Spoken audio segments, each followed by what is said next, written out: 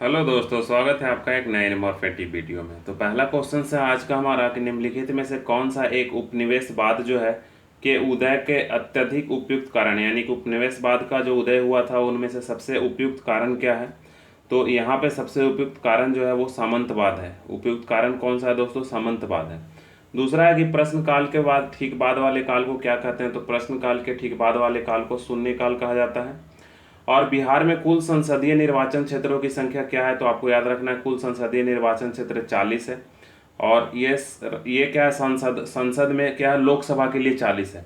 लोकसभा के बाद अगर हम राज्यसभा की बात करें तो राज्यसभा में 16 है। और बिहार विधानसभा की बात करें तो बिहार विधानसभा में 243 है।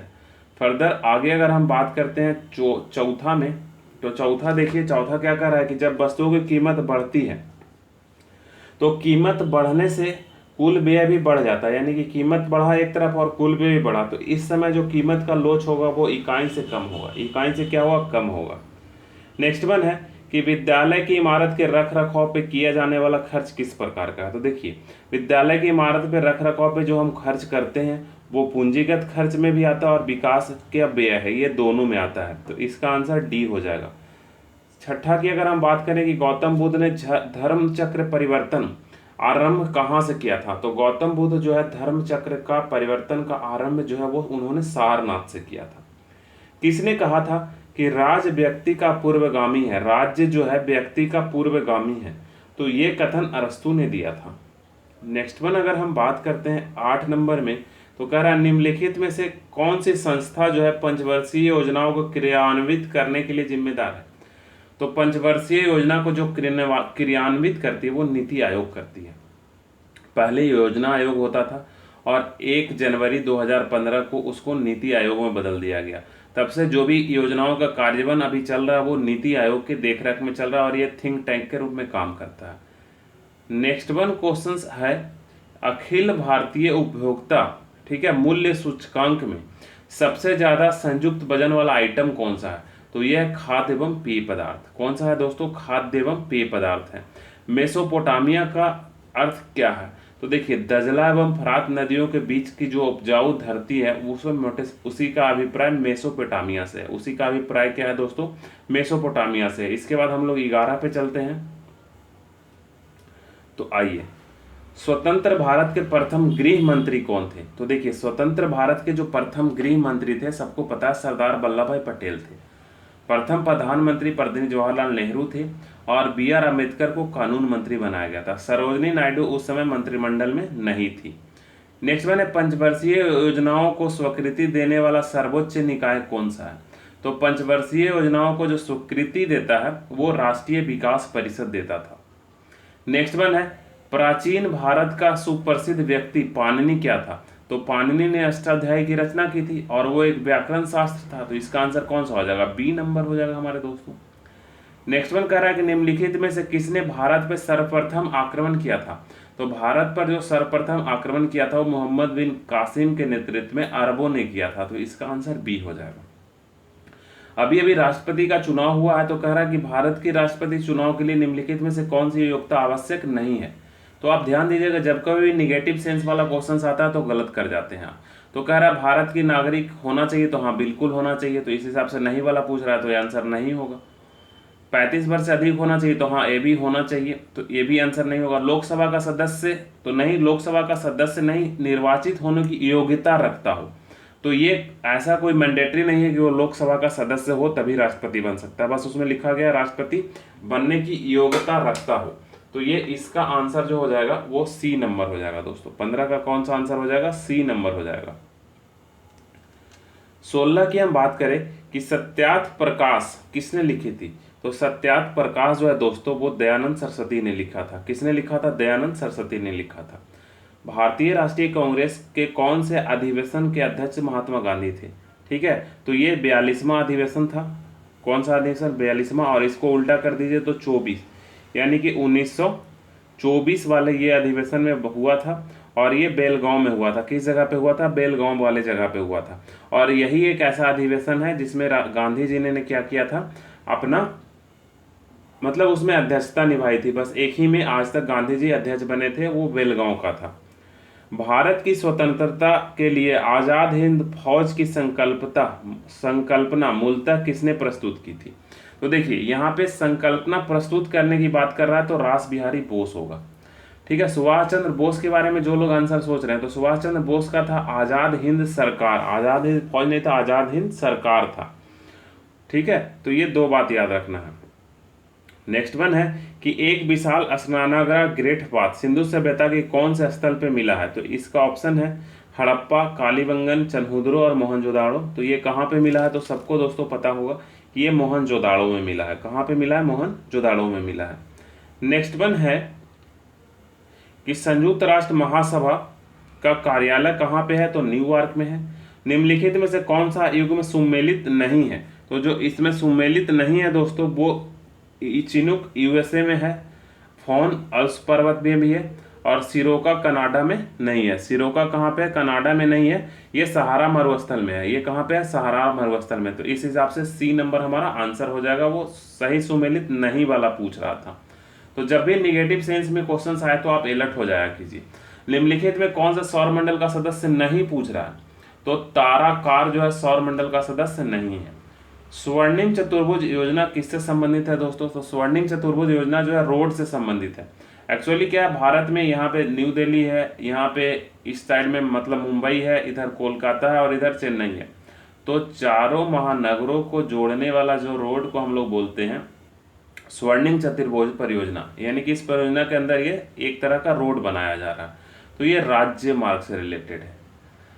विश्व में सबसे बड़ा समुद्री पुल कहाँ पे है? तो ये चाइना में है। ये कहाँ पे है दोस्तों? चाइना में। तो विश्व का सबसे लंबा समुद्री पुल कहाँ पे है? चाइना में है। ठीक है। नेक्स्ट वन है कि इंग्लैंड ने अमेरिका पर स्टंप एक्ट कब किस वर्ष लागू किया था? तो 1765 ईस्वी में लागू किया था। नेक्स्ट वन है निम्न कौन सा संप्रभुता है का आवाज नहीं है? मतलब निम्नलिखित में से कौन सा प्रभुसत्ता यानी संप्रभुता का लक्षण नहीं है? तो अविशिष्टता जो है, अविशिष्टता उसका लक्षण नहीं है। कुलगर्दी ने ये गर्डी है। कुलगर्डी किसके लिए प्रसिद्ध है? तो ये सोना के लिए प्रसिद्ध है। ऑस्ट्रेलिया में खान है, सोना के लिए प्रसिद्ध है। नेक्स्ट वन है कि भारतीय संविधान के अनुच्छेद 368 का संबंध किससे है? तो सबको पता है संविधान संशोधन से है दोस्तों। 7 टीलों का शहर किसे कहा जाता है? तो 7 टीलों का शहर रोम को कहा जाता है। अशोक के प्रस्तर अभिलेख किसके प्रसिद्ध है? तो प्रशासन के लिए वो प्रचलित है। किसके लिए प्रचलित है दोस्तों? प्रशासन के लिए प्रचलित है। 30 के बाद हम अगर आगे बात करें 31 में, तो कह रहा है क्वेश्चन हमारा कि शारदा अधिनियम किससे संबंधित है? तो शारदा अधिनियम बाल विवाह से संबंधित है। जोते हुए खेतों के प्रमाण कहाँ पे मिलते हैं? तो जोते हुए खेतों के प्रमाण जो है कालीबंगन में मिलते हैं। कहाँ पे मिलते हैं? कालीबंगन में मिलते हैं। नेक्स्ट है बांग्लादेश का सृजन कब हुआ था? तो बांग्लादेश का सृजन 1971 में हुआ था। इसी समय शिमला समझौता हुआ था जिसके अंदर वहां के अल्फिकार जोलो भुट्टो और यहाँ पे इंदिरा गांधी। भारत में जैव विविधता की दृष्टि से कौन सा तप्त स्थल है? तप्त स्थल को आप लोग हॉट स्पॉट समझिए। हॉट स्पॉट, तो हॉट स्पॉट जो है वो एक तो हिमालय वाला क्षेत्र है और दूसरा पश्चिम घाट क्षेत्र है। भारत में कौन सा क्षेत्र है? पश्चिम घाट क्षेत्र है। निम्नलिखित में से कौन सा एक उपनिवेशद के उदय के अत्याधुनिक उपयुक्त कारण है? तो देखिए उपनिषद का उदय किसके वजह से हुआ था? सामंतवाद के कारण हुआ था।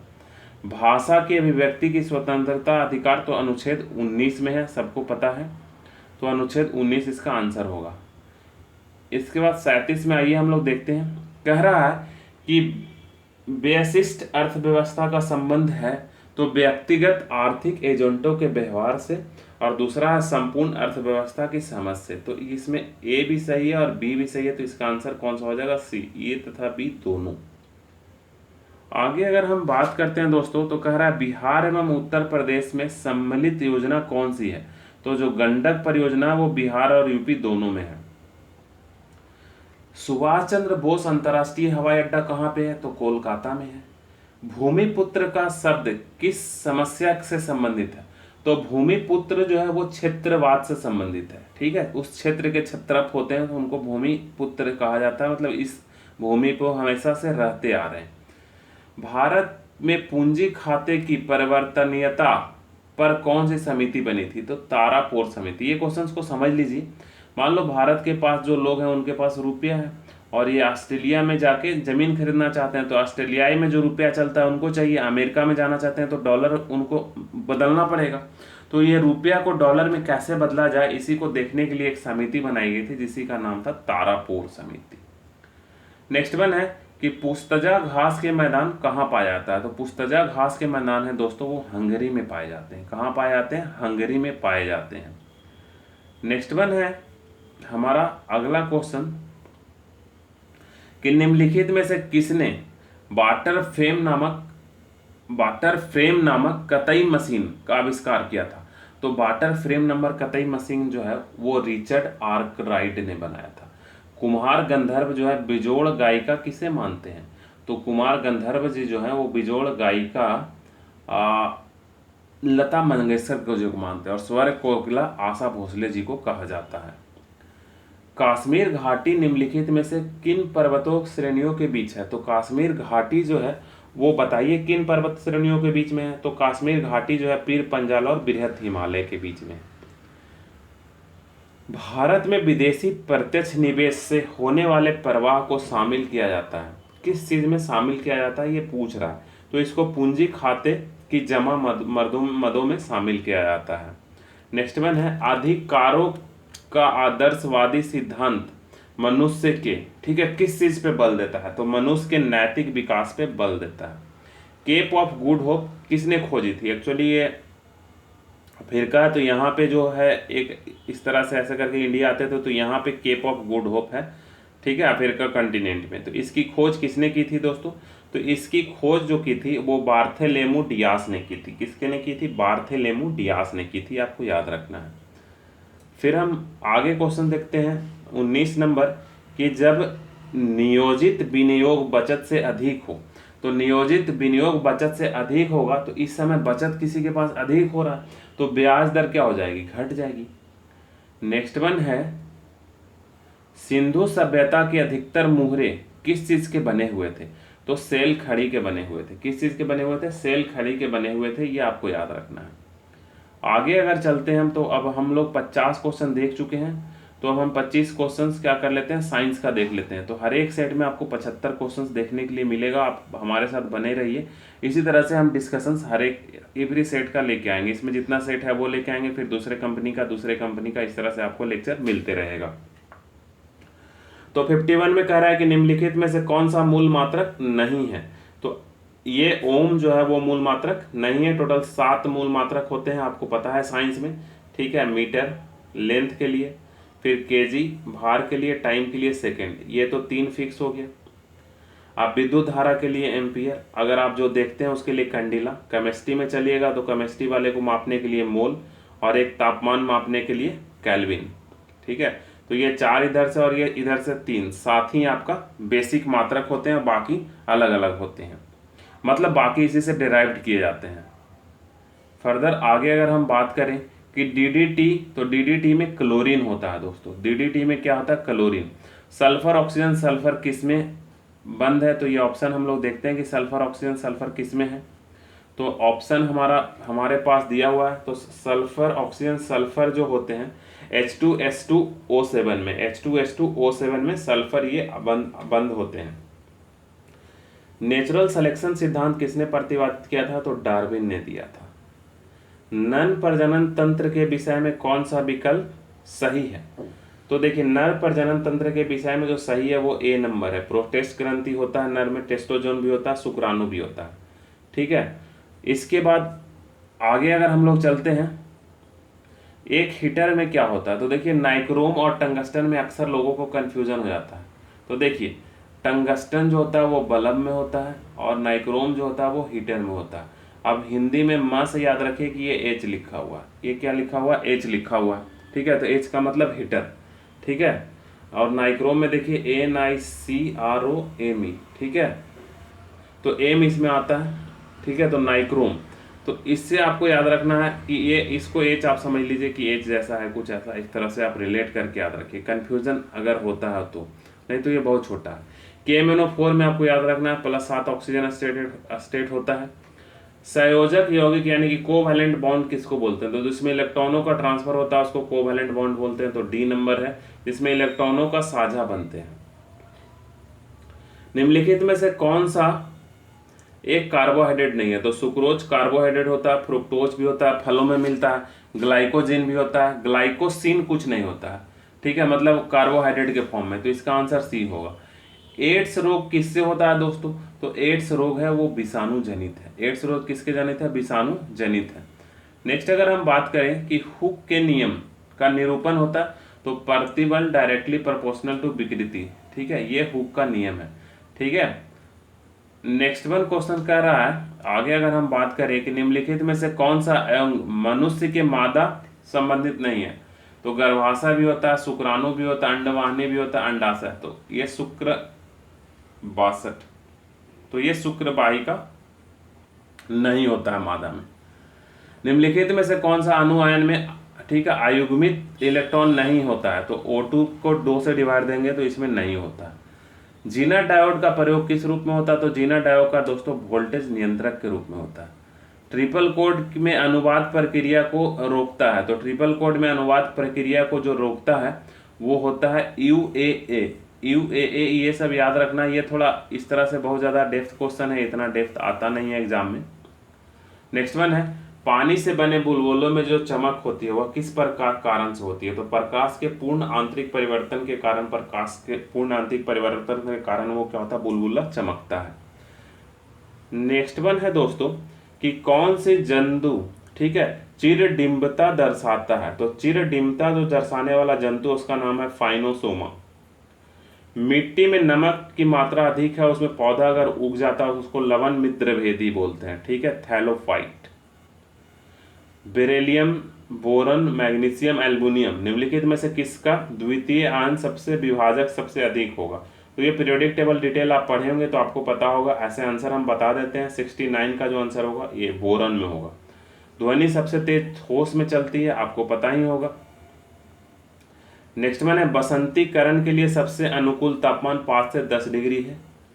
निम्नलिखित में से आईपैक का सही नाम क्या है? तो 2,2 डाइमिथाइल ब्यूटेन, ठीक है, 2,2 डाइमिथाइल ब्यूटेन। 72 का क्या हो जाएगा? ए नंबर, 2,2 डाइमिथाइल ब्यूटेन। 73 की अगर हम बात करें तो अननवीकरणीय ऊर्जा का स्रोत कौन सा है? तो कोयला। 74 की अगर हम बात करें कि एक इलेक्ट्रॉन एवं एक प्रोटॉन को डी ब्रोगली तरंगदैर्घ्य समान है तो किसका वेग अधिक होगा? तो इलेक्ट्रॉन का वेग अधिक होगा डी ब्रोगली के अनुसार, आपको याद रखना अगर तरंगदैर्घ्य समान है तो। जल चक्र कौन सी प्रक्रिया सम्मिलित नहीं होती है? तो बर्सन जल चक्र में होता है, बाष्पन होता है, संघनन और संचालन। तो संघनन भी होता है, संचालन नहीं होता है। तो 75 का आंसर डी है। तो ये हमारा सेट 1 का डिस्कशन था दोस्तों, इसमें हम लोग 75 क्वेश्चन किए। अब नेक्स्ट सेट 2 में भी हम लोग कल 75 क्वेश्चन करेंगे। इस तरह से आपको लगातार सेट मिलते रहेगा। तो इस वीडियो में इतना ही, फिर हम आपसे मिलते हैं एक नए सेट में। तब तक के लिए दोस्तों धन्यवाद।